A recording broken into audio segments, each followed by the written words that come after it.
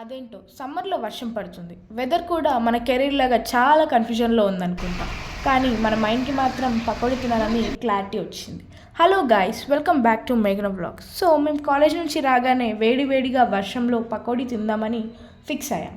First 6 onions తీసుకొని half moon షేప్లో cut చేసి బౌల్లో వేసాం.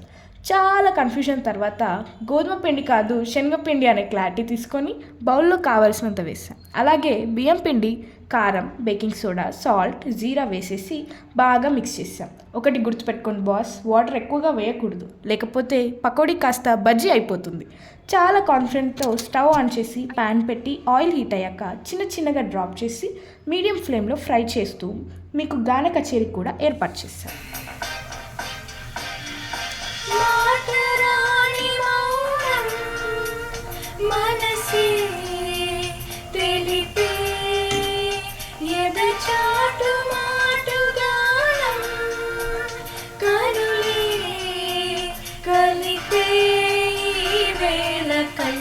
అలా సాంగ్ అయిపోగానే మన పకోడీ గోల్డెన్ బ్రౌన్లోకి వచ్చేసింది. ప్లేట్లో సర్వ్ చేసుకొని హాట్గా కూల్ వెదర్లో తింటుంటే ఎగ్జామ్స్ క్యాన్సిల్ అయిన ఫీల్ వచ్చింది బాస్.